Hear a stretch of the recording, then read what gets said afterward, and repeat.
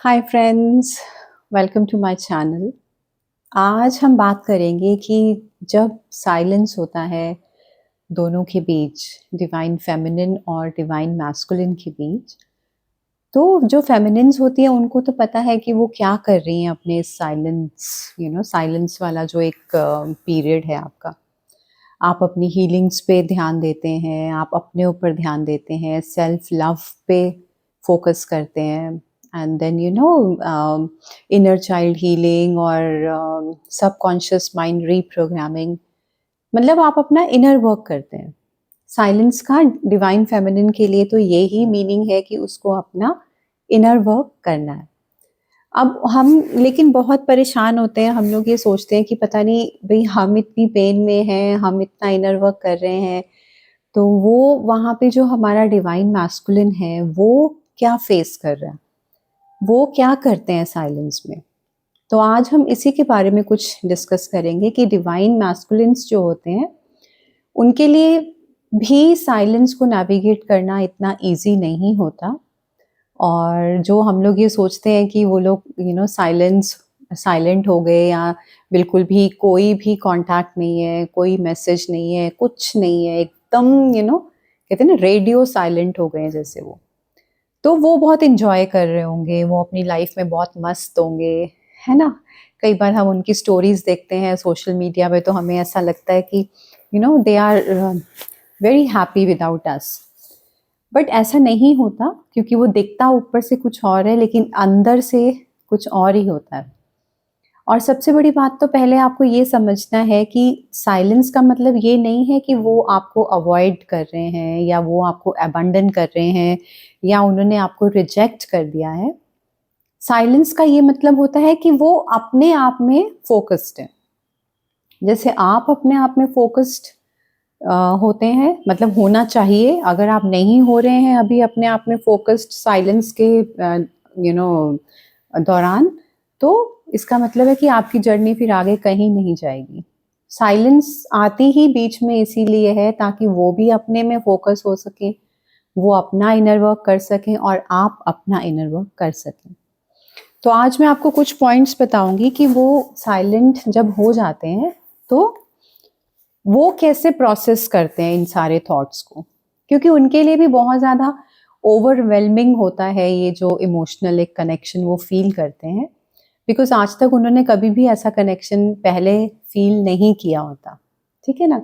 चाहे हम कितना ही उनको गलत समझ लें कि वो ऐसे हैं, वो ऐसे हैं, ये कर दिया, वो कर दिया, बट एक्चुअली में उनके लिए भी बहुत डिफिकल्ट होता है इस सोल रिकॉग्निशन को समझना। जो उन्होंने मतलब आपके साथ एक कनेक्शन फील किया उसको समझना उनके लिए बहुत टफ होता है, बिकॉज वो भी बहुत कंफ्यूजन में आ जाते हैं। बिकॉज जैसे आपको पता ही है कि वो 3D में ज़्यादा रहते हैं, 3D की चीज़ों में, मैट्रिक्स में, पैसे में, अपनी पोजीशन में, पावर में, उन चीज़ों में वो ज़्यादा फोकस्ड होते हैं। तो जब वो पहली बार अपनी लाइफ में ऐसे किसी प्यार को फील करते हैं तो उनके लिए भी बहुत ज़्यादा ओवरवेलमिंग होता है उसको फेस करना। ठीक है। तो पहला जो पॉइंट है वो ये है कि they are facing their inner storm. इसका ये मतलब है कि वो अपना इनर स्टॉर्म जो है उसको फेस कर रहे हैं, जो उनके अंदर से जो तूफान, जैसे हमारे में भी तूफान आता है ना, एक इतने इमोशंस आते हैं बाहर, इतनी हमारी वूंड्स आती हैं बाहर, इतना हमारा ट्रॉमा आता है बाहर, फियर आता है बाहर, ऐसा ही वो भी अपने इनर स्टॉर्म को ही फेस कर रहे होते हैं। They also go through very chaotic situations. उनको भी बहुत ग्रीफ फील होता है, बहुत ही फियर फील होता है, कंफ्यूजन फील होता है, और जो उनकी अंदर की जो एक आवाज़ होती है वो बहुत लाउड हो जाती है। अभी तक उन्होंने अपनी वो आवाज़ दबा के रखी हुई थी, उन्होंने कभी उसको सुना नहीं था। वो बस सोसाइटी की वजह से, या सोसाइटी ने जैसा उनको सिखाया, उनके घर वालों ने जो सिखाया, बस वो ही करते चले जा रहे थे अपना, जैसे उन्होंने सीखा ये सब चीज़ें। उनको सबसे बड़ी बात जो होती है ना मैस्कुलिन्स को, वो ये लगता है कि कि वो एक प्रोवाइडर हैं, तो उनके ऊपर पूरा बर्डन है अपनी फैमिली का, अपने लोगों का, अपनी सोसाइटी का, अपने आसपास के लोगों का। तो वो एक बहुत ज़्यादा एक बर्डन अपने ऊपर लेके चलते हैं, जिस वजह से वो कभी भी दूसरों की नीड्स को डिनाई नहीं करते। अपनी बेशक नीड्स को वो पीछे रख देंगे बैक सीट पे, लेकिन दूसरों को वो पहले रखते हैं। ठीक है, ये नेचर होती है उनकी। तो जो नंबर वन वो यही पॉइंट है कि वो भी साइलेंस के दौरान अपने इनर स्टॉर्म को फेस कर रहे होते हैं।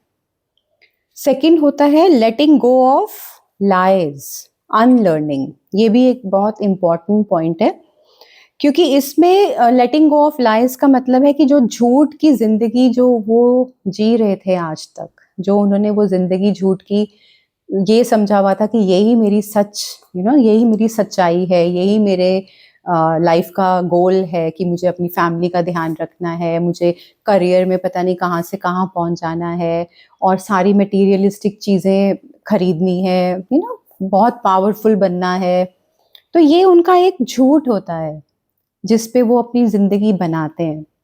कार्मिक, क्योंकि उनके जो रिलेशनशिप्स होते हैं वो इतने ज़्यादा डिस्ट्रक्टिव होते हैं कि वो उन्हीं को बस पूछते रहते हैं, उन्हीं के साथ ही उनकी ज़िंदगी चलती रहती है। तो यहाँ पे उनको क्या एक झटका सा लगता है जब इसीलिए वो साइलेंस हो जाते हैं, या साइलेंट मोड में चले जाते हैं, क्योंकि उनकी धीरे धीरे जो उनका झूठ होता है ना, वो धीरे धीरे उनको हटाना पड़ता है। मतलब वो उस प्रोसेस से निकलना शुरू हो जाते हैं।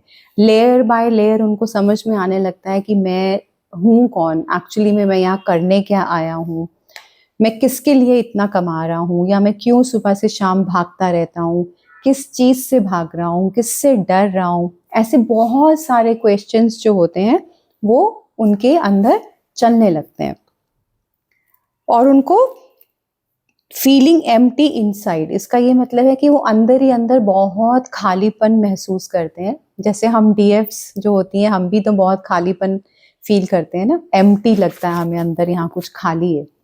ऐसे ही वो भी वो खालीपन महसूस करते हैं।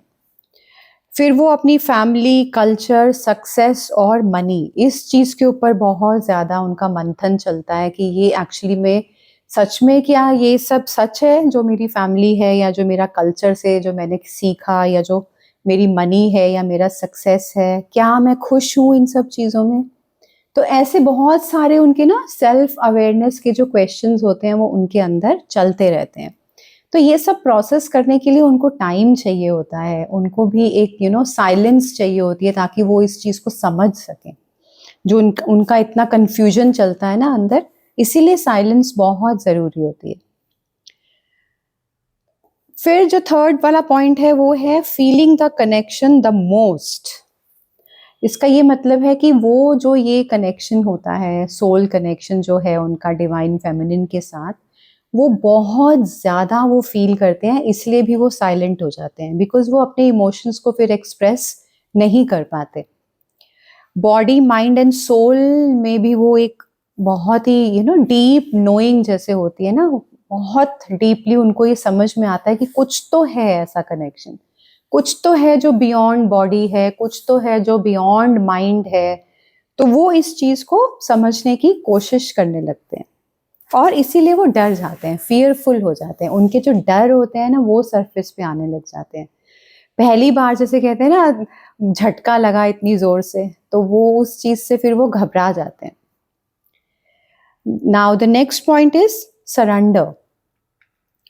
अब उनकी जो नेचर होती है वो होता है कंट्रोल करना। वो बहुत ही कंट्रोलिंग नेचर के होते हैं, हर चीज़ को कंट्रोल करना चाहते हैं। और अब जब उनको सरेंडर सीखना पड़ता है कि हर चीज़ उनको, जो भी उनका पैसा है, मनी है, फेम है, सक्सेस है, उनकी फैमिली है, उनका कल्चर है, जब वहाँ पे बात आ जाती है, मतलब उनको एक आइडेंटिटी क्राइसिस हो जाता है। और जब उनको ये नौबत आ जाती है कि मुझे अब ये सब सरेंडर करना पड़ेगा, तो उनको बहुत ही ज़्यादा डर लगता है और बहुत ज़्यादा वो परेशान होते हैं। तो सरेंडर भी वो सीखते हैं साइलेंस में, ठीक है ना। और अपनी जो कंट्रोलिंग नेचर है उनको उससे बाहर निकलना एक बहुत ही बड़ा टास्क है, बिकॉज उन्होंने आज तक हर चीज़ को कंट्रोल किया है, बहुत ज़्यादा कंट्रोलिंग होते हैं। इवन अपने जो फैमिली मेंबर्स होते हैं उनको भी वो बहुत कंट्रोल में रखना चाहते हैं। तो सरेंडर सीखना उनके लिए एक बहुत बड़ी बात है।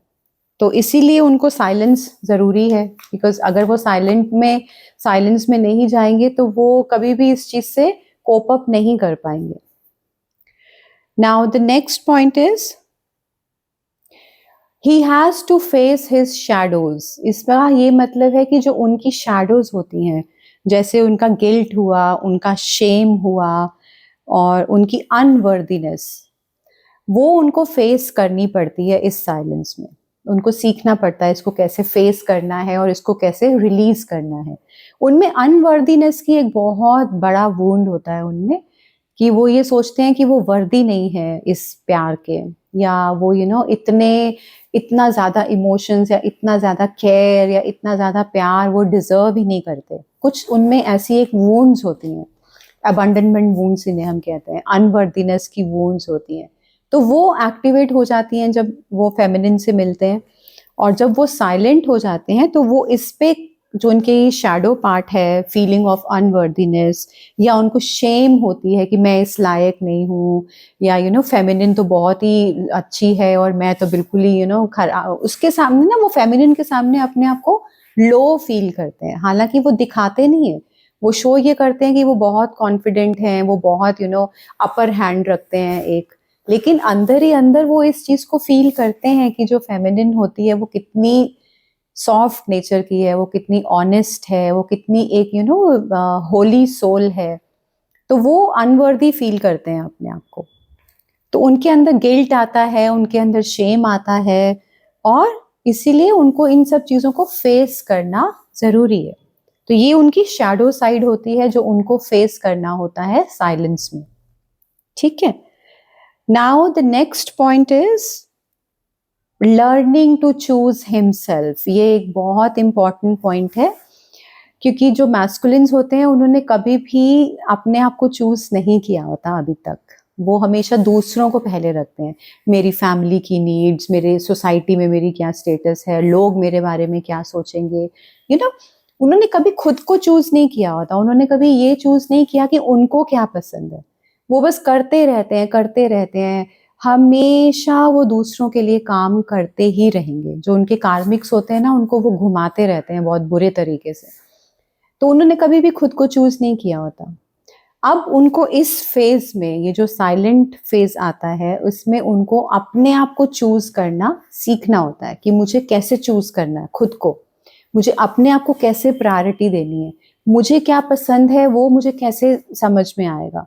तो अपने आप को चूज करना, जैसे हम कहते हैं सेल्फ लव में आना, अपने आप से प्यार करना, ये उनको सीखना पड़ता है इस साइलेंट फेज में।